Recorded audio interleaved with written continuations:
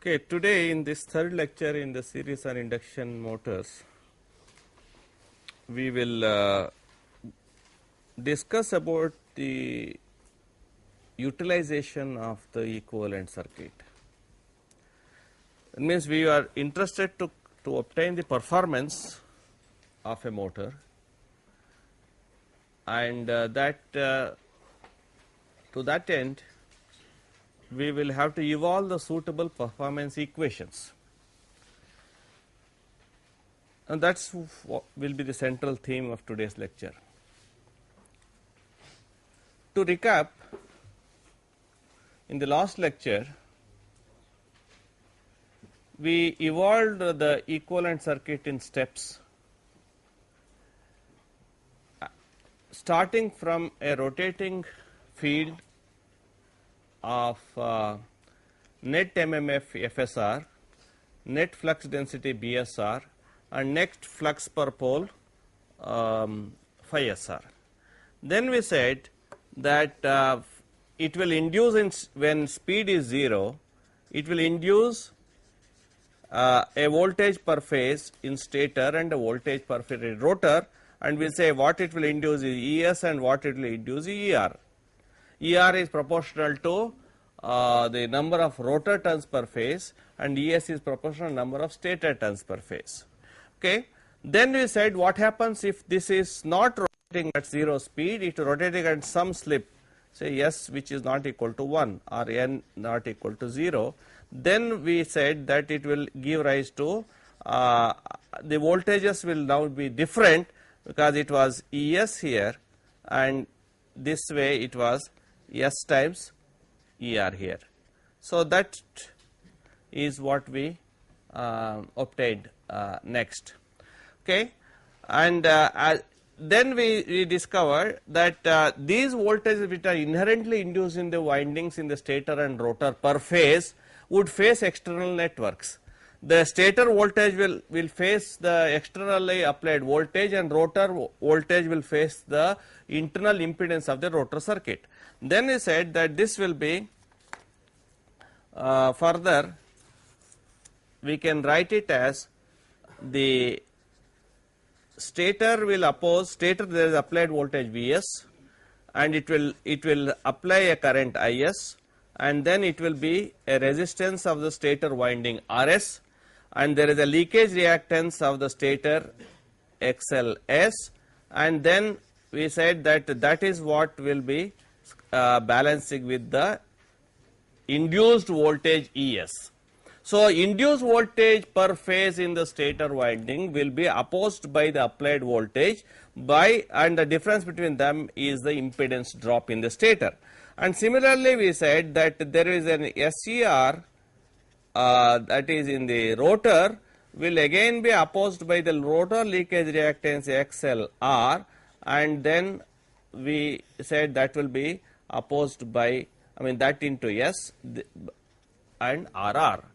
So the rotor circuit, which will again, that means will take a current IR per phase, stator will take a current IS per phase. Okay. Then we said that since there is no externally applied voltage here, whatever is the induced voltage in the rotor winding will be opposed by one internal impedance. Okay.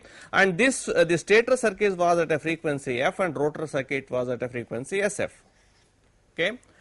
As a next step, what we did was we divided this into divide by S, so that this is also made into transformed to a stator frequency. So we had this equivalent circuit,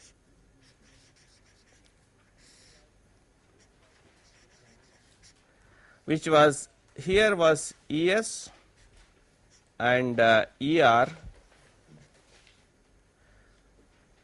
and this was JXLR, and the rotor will gets divided by S for the same rotor current IR. this is Vs. So we got the next equivalent circuit where these two circuits are mutually coupled both at frequency. So this will be becomes 1:k, because here it will become 1:sk, right, the turns ratio. So it is almost like a transformer equivalent circuit, we are going step by step. So we have got the other quantities remain same, Rs, JXLS, then stator current, JXLR, RR by S, and rotor current, and so on. Okay. Next we said, we don't want a different number of turns, let us make another transformation where we would like this rotor also to have the same turns as the stator. Okay. So we said that next what we will do is,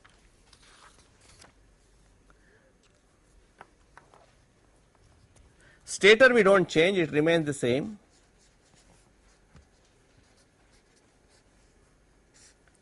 That is Rs, JXLS, IS, and ES. Then rotor we also want for the same turns, it becomes 1:1 now. Instead of 1:k earlier, now it is 1:1, again transformed, and then this will also becomes ER dash, which is same as ES, because ER dash, that winding will have the same turns as the stator. Okay. And now the parameters get also transformed, say XLR becomes XLR dash, and the resistance rotor RR dash by S, and this current will become IR dash. So these are all now referred to stator turns, all the rotor circuit is referred to stator turns. So we got this next. Okay. Is mostly for our convenience. That means after all, rotor you don't have an access, you want to see everything from the stator terminals. So assume the rotor also is bound for same turns. Okay. That is how we are going as a next step. Now this is all, we have gone into certain idealization. What idealization? Idealization we have taken is that there is a already phi SR which is rotating in the rotor, in the air gap. Now how will the phi SR come? This we have to observe now. See, how will you get that air gap field, net air gap field, BSR or FSR, which produces a flux per pole of phi SR, right? So from where will it come? There must be some source, because in engineering nothing comes from nothing. Okay. Therefore, there should be something which has to be there to motivate and produce that phi SR. That means to produce that flux in the air gap, there must be some MMF, right? And that means some current has to be drawn. Ideally, if the impedance of the circuit is, the reluctance of the circuit is 0, or the permeance is infinity, then what will happen is no current will be drawn. No current, zero current will be drawn. If you find that to produce that phi SR, no current is required. But that is not practically the case. To produce that phi SR, you require a current, because your magnetic circuit of the machine has a finite permeance. Finite permeance is because your permeability of this core is not infinite. Not only that, you have an important part called the air gap. Air gap has a very, it has a very low value of permeance, okay, or very high value of reluctance, right? Because mu is not infinity there. So mu is mu naught. To drive a flux in the air gap, you have to draw a current. Therefore, next is that we have to produce phi SR,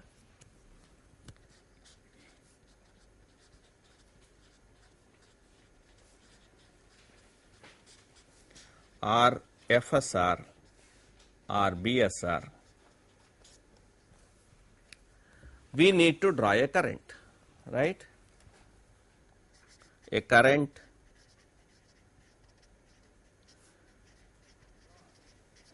need to be drawn by the machine.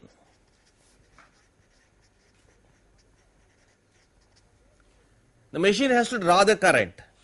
From where it will draw? Huh? From the source. After all, it doesn't come from the air.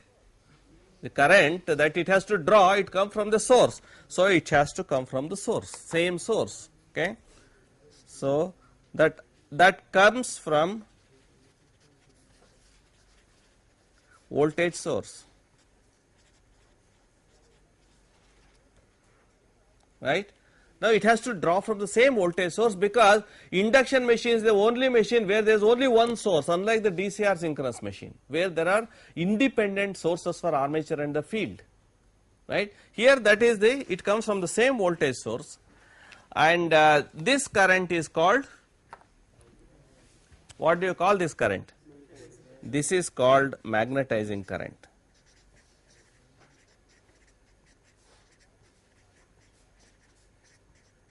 Because this is the current drawn to magnetize the machine.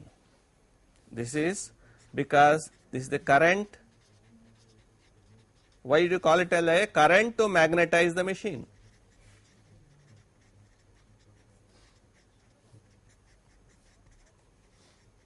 Otherwise, if this current is not drawn, this machine is dead, no flux is produced.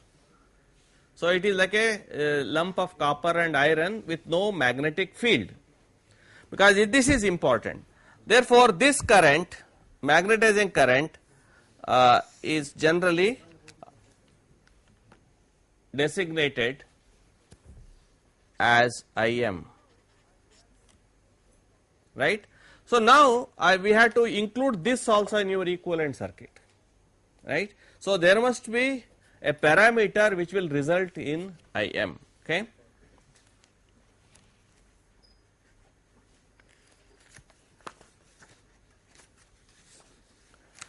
Okay, let us redraw the same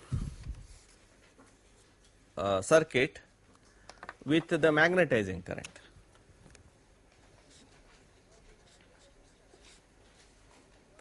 Now the magnetizing current is the one which is producing your ESR, isn't it? It is that or ES. Okay. So we represent as in a transformer by a reactance called magnetizing reactance.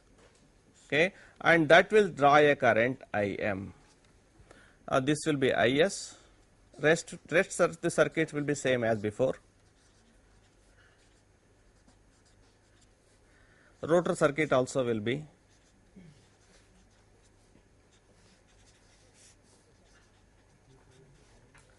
So this will be the circuit, and we can remove that just a transformer symbol, because it is both sides ES. Say earlier we had ES, there no need to write the same thing, because earlier this was ES and this was ES, and this has no meaning. We can remove it. So we drew it. We can draw it by this. Okay. Now, this flux, what is the nature of this flux? It is a rotating flux in the air gap, and that flux will also passes through the iron of the stator and rotor, and this flux is a fluctuating flux. It cyclically varies at 50 cycles in the stator and the slip frequency in the rotor, this flux. So that is another factor that you have to reckon with. That means the core flux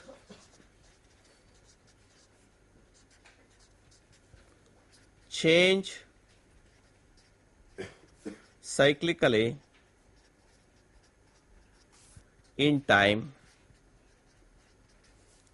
that is at F in stator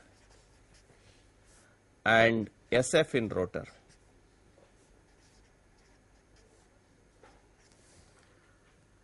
So the flux is again changing in the core, right? Cyclically core, that is the core flux is changing with time. Then what will it result in?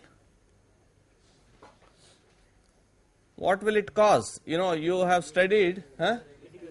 So it will cause the two things. One is it will cause eddy currents and it will cause hysteresis,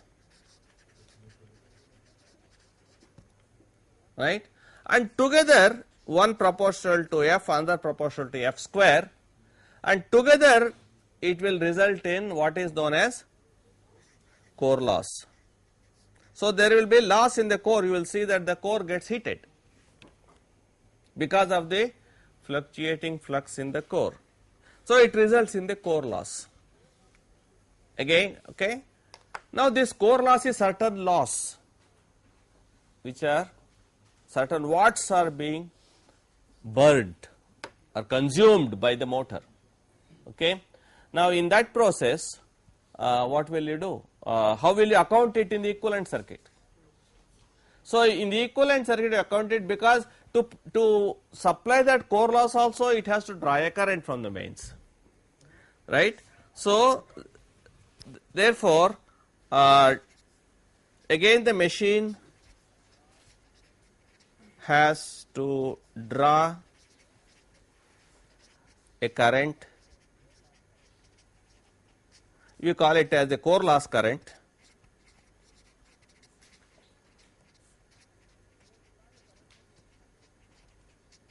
It has to draw a current from mains. Again, this one more current has to be drawn. Okay. Therefore, what we do, this has to be accounted for in the circuit. How do you do that? Because it is a lossy element, we represent it by a resistance. Okay. So we represent this by a core loss resistance. Okay. So your equivalent circuit finally will look like this.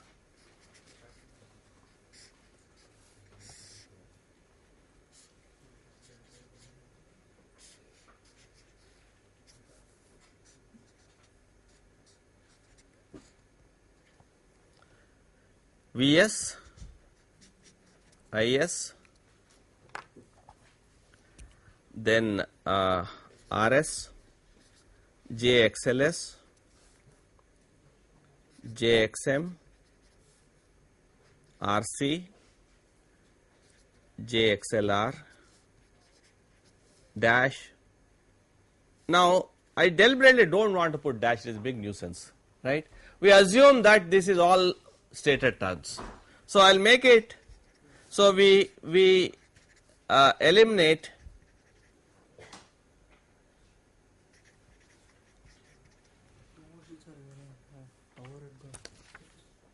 okay. We eliminate prime, okay, for convenience.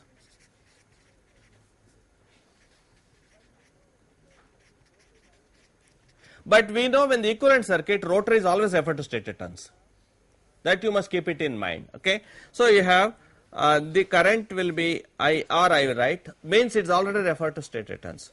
JXLR, RR by S, and then this voltage, for convenience I call it as VG. We call it as VG as the air gap voltage instead of ES, because it has certain. This is VS. VG is a voltage across the core loss, and this thing we call it as a air gap voltage, right? So we have got this final equivalent circuit. Okay. Now this, we will now use this equivalent circuit from where we get the performance equations. Okay.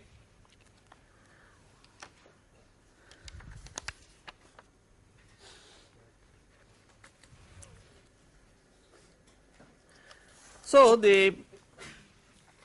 our next task is we have to solve this equivalent circuit. Okay, you are all accustomed to solving the electrical circuits. So this is an electrical equivalent circuit. For that, to solve it, what you need is you need all parameters. You need to know all the parameters, okay, and then you can calculate the performance at a given slip, because your slip may vary. In the equivalent circuit, for a given voltage and frequency, only quantity which varies in the equivalent circuit is the slip. All other parameters are constant. Okay, so if you look at the circuit, this is applied voltage which is normally known and fixed, right, Vs. Then this Rs is this stator resistance per phase, which is again known and fixed. XLS is the stator leakage reactance per phase, which is known and fixed. Xm is the magnetizing reactance per phase, which will account for the magnetizing current Im, that is also fixed. And the Ic is the current which is drawn by the Rc, that also is fixed. Rc is fixed. Then the sum of these two, we call it as I naught, is the no load current. So the currents are Is, I naught, Im, Ic and IR. These are the currents. Voltages are Vs and Vg, and the parameters are Rs, XLS, Xm, Rc, XLR and RR. XLR is the rotor leakage reactance per phase referred to stator turns. RR is the rotor resistance per phase referred to stator turns. And the only parameter which varies is this, that is the slip, okay, which varies with load and things. So this is the one which varies. All other parameters are fixed. Okay, so we will keep this constraint in mind while calculating the performance. So our role is solving that equivalent circuit. So next step is we try to solve the equivalent circuit, and then for the given voltage and frequency, that means we fix the voltage, we fix the frequency, we don't change it. So at a given voltage, given frequency, for varying slips, we have to calculate the performance. Okay.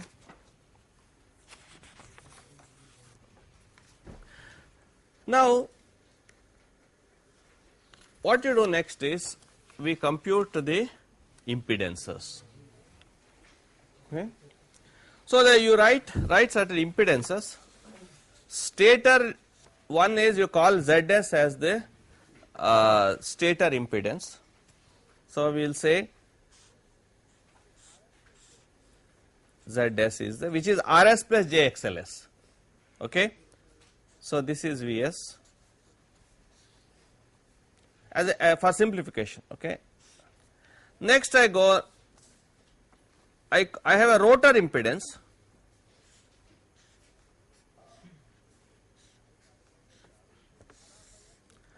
I call it as ZR, which is RR by S plus JXLR. Okay, that was the rotor circuit impedance. Whatever we had here, these two combinations, we call it as the rotor impedance, right? So we have the rotor impedance ZR, Zs and ZR. Next we will go to we call it as a magnetizing impedance Zm. That will be whatever you see here. That will be magnetizing. This is JXM in parallel with RC. So you can have this as one impedance, this as another impedance, this as third impedance, and this combination will be JXM into RC or RC plus JXM. That is the Zm. Zm is JXM into RC over RC plus JXM. That is just a simple parallel combination of things. Okay. So we have the equivalent. So this thing, the whole thing you can write it as Z equivalent, isn't it? Will be equal to Zs plus Zm Zr over Zm plus Zr, isn't it? We now have a simple equivalent, so that this whole circuit will become my Vs and Z equivalent, which will be a function of slip, right?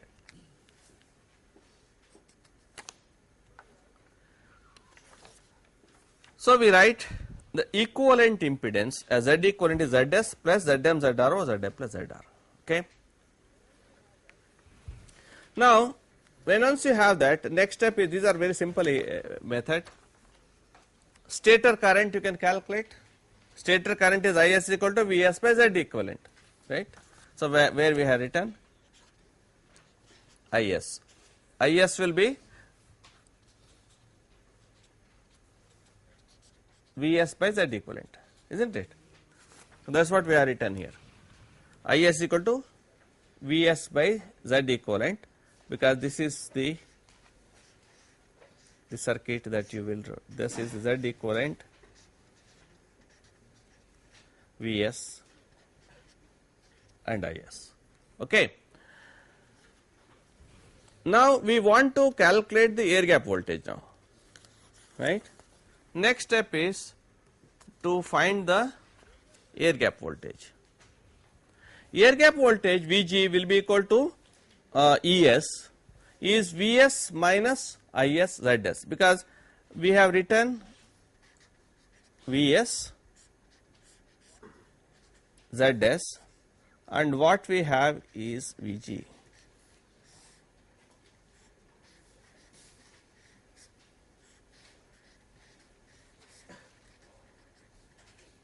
So this is Vg. Vg is Vs minus Is into Zs. Okay.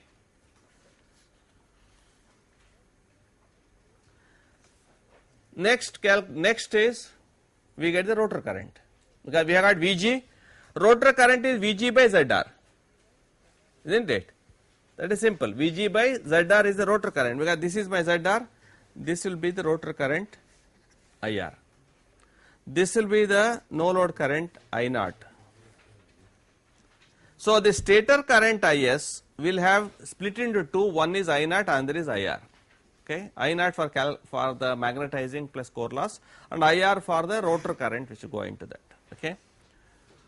So this will be the Ir is Vg by Zr. Okay.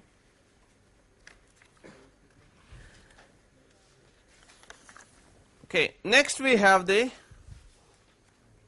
no load current. I0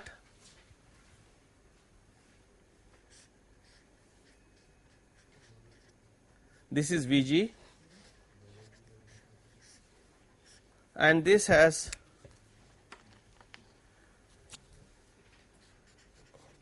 JXM RC. Therefore, there is a current Im which is Vg by Xm. This is Xm. This Im is Vg divided by Xm, and Ic will be Vg by Rc, right? Thing is very simple, it's not a big deal. So what we have is, if you have a Vg here, there are two currents, one in phase, one at quadrature. So you have Im and let us say Ic, and the sum of these is I0, right? I0 is the sum of Im and Ic, one 90 degrees with the other. Okay. So we now calculate, all the currents are known. Stator current is known, no load current is known, and rotor current is known. Okay. Next we can go for the performance equations, right? In performance equations, first thing we would like to know is the input power factor. The motor will have an input power factor, I call it as PF at stator terminals, PFS, input power factor, and that will be equal to cos phi s, isn't it? Input power factor cos phi s, all per phase. Okay. And phi s is the power factor angle. Power factor angle phi s is the nothing but impedance angle of Z equivalent, isn't it? Not a, it's very simple. It is an impedance angle of Z equivalent, which is tan inverse of R equivalent and X equivalent. Okay. So we can consider that your Z equivalent has two parts, R equivalent and J times X equivalent. So you have Is, Vs, and this is Z equivalent. right, combination of these two. So you have tan inverse of R, that is the input power factor, because that is very important. You want what is the power factor of the machine, so you would like to know. Okay. Input power factor, that is power factor of the motor, that is the angle by which, after all, if you have, this is Vs, this is Is, it will always, Vs is the voltage per phase, Is is the current per phase in the stator, and this angle is phi s. There is the phase angle or power factor angle, which is nothing but the impedance angle. Okay. Now we will see the power flow, right. So we are interested to know what is the power flow, from where the power is flowing in the motor. Okay. Now let us draw, just for our convenience, suppose I draw a motor which has the stator,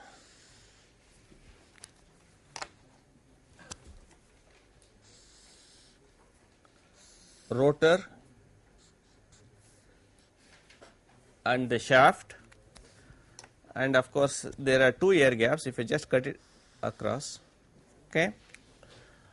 And let us say I place just a terminal box on the top, this is the terminal box. Okay. So where is the power you are feeding from? You are feeding the electrical power from the terminal box. Okay. Let us say this is the power that you are feeding. From the electrical power you are just feeding into the terminal box from the external voltage source, right. What is that value?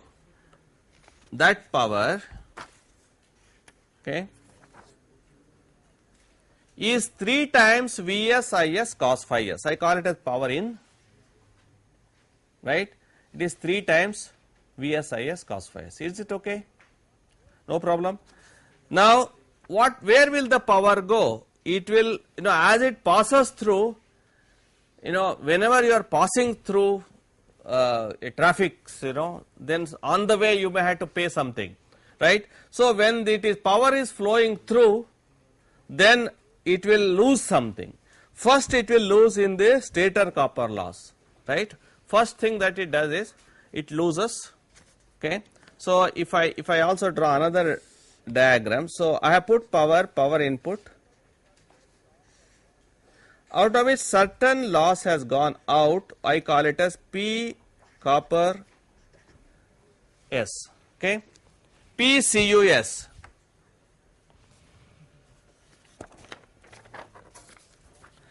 Right. Certain loss has gone in this,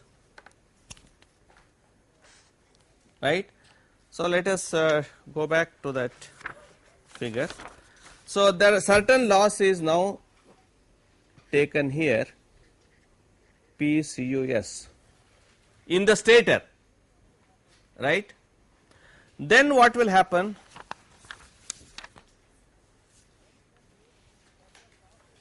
Next step is certain loss is there in the core loss PC.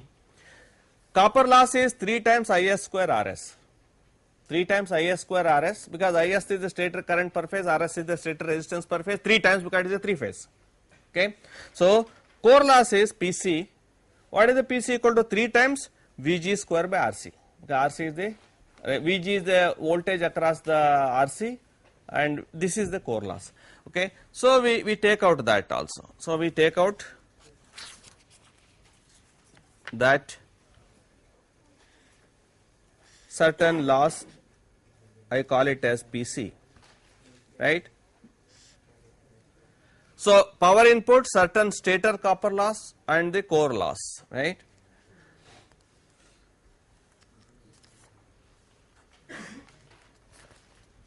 Right. So let us say some amount is taken in the core also, let us say PC. Core is both the cores. Okay. Normally rotor core loss is small because it is a low frequency. Okay. Now rest of the power from some power which has input, certain is taken out, and rest of the power, where will it go? It goes through the air gap into the rotor. Let's say PG, right? So next is air gap power.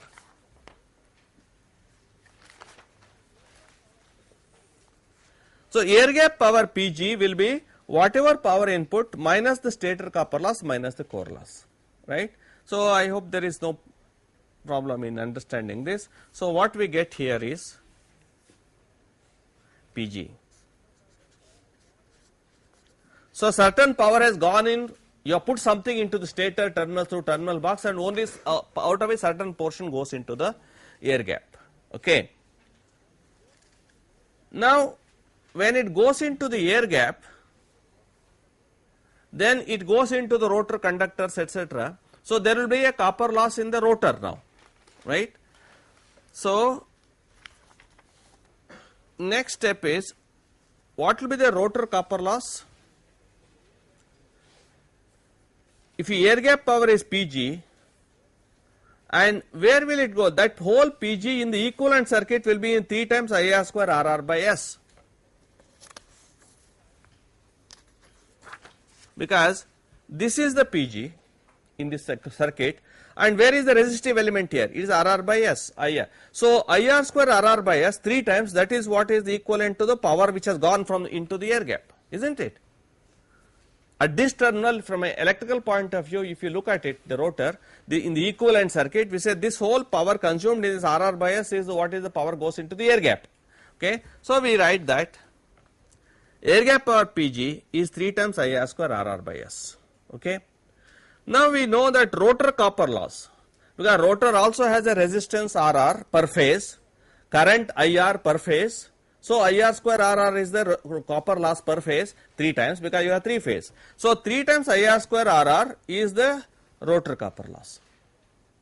Rotor copper loss is 3 times IR square RR, and now that is equal to S times PG, because if PG is 3 times IR square RR by S, this is nothing but S times PG. Okay. So this is what you will have.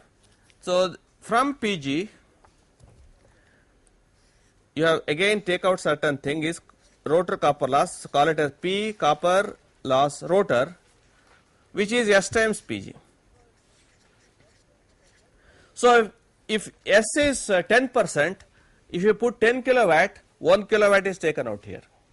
If it is 50% S, 50% is taken out here. It is 80%, that means more the slip, more loss in the rotor. So ideally you must have very, very low slip of operation, so that the rotor takes less its kickback. Okay. So you have taken out certain in the rotor, right. So we will have something is taken out here, PCUR from the air gap, which is equal to S times PG.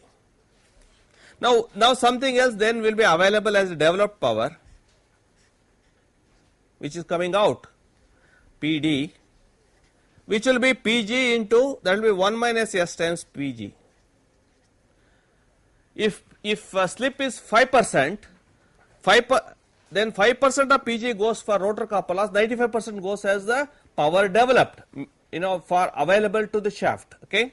Therefore next is developed power, PD is PG minus PCUR, which is 1 minus S times PG, or 1 minus S times, what is PG? 3 times IR square RR by S. Okay. I made substitution here only. So this will be the PD, that is developed power, is 1 minus S times 3 into IR square RR by S. Okay. Or 3 into 1 minus S into IR square RR by S. That is the developed power. Now, but there is also a mechanical loss. Well, we have not taken into account mechanical loss, that is called a friction windage loss. After all, there is always, when something is moving, there is a friction. There are friction in the case of motor, typically in bearing. There will be friction because of the fans, cooling fans are there, like a typically TEFC, totally enclosed fan cooled motors, TEFC motor, there will be this. and you know that whole rotor is rotating at a very small air gap. There is a windage. After all, it is not in vacuum, so it is some wind will be there. So there is a windage loss. Therefore, we call this a friction loss and windage loss. They are all going to mechanical losses. Mechanical loss will be naturally decided by the mechanical properties of the materials plus the speed. Higher the speed, higher the mechanical loss. So friction windage. Therefore, whatever is available for output power will be whatever developed power minus friction windage, right. So we will have to further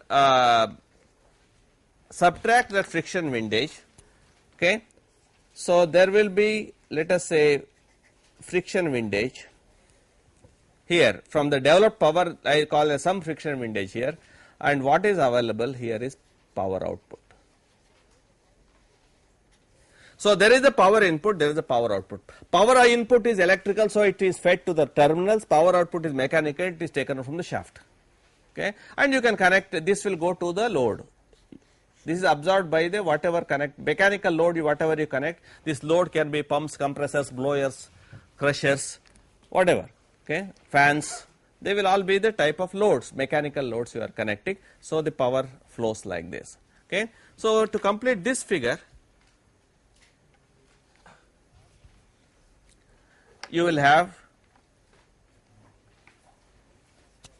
PG, then whatever S times PG is gone, then you have what you have is the PD, developed power, and again take out something as the friction windage, and what is output available here is the P output. So this is the P input, this is the P output, and throughout there are the losses, both electrical and mechanical. So this is very critical, because every motor manufacturer is concerned about the efficiency, because efficiency will be therefore P out by P in, isn't it? Whatever is available here, power which goes out for supplying an external load divided by P in, okay. So we will have this power flow up to the from the starting terminal to the shaft, okay. Now we want to know not only power, how much torque is developed, because the torque is the one which is experienced by the shaft, okay. Now developed torque.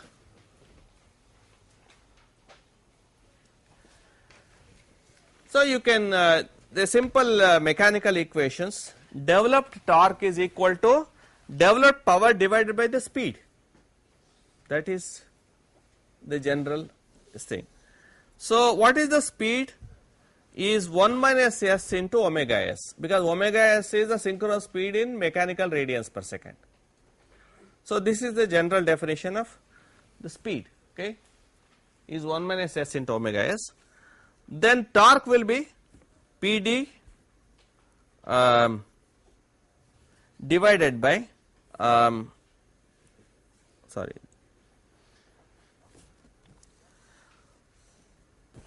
minus s into 3 times IR square RR by S, okay. Okay. Sorry, I think there is something. Sorry, it's okay. PD, because this the torque is developed power is PD divided by 1 minus. I think this is PD divided by 1 minus s into omega s. PD is 1 minus s into 3 IR square RR by S divided. I think this is a wrong statement. Okay. PD divided by 1 minus s into omega s, which is 1 minus s into 3 IR square RR. PD is 1 minus s into 3 IR square RR by S divided by 1 minus s omega s. So 1 minus s 1 minus s gets cancelled. So you will have 3 by omega s into IR square RR by S. So this is the developed torque. This is an important expression. Developed torque, you should always remember, is 3 by omega s into IR square RR by S. Okay.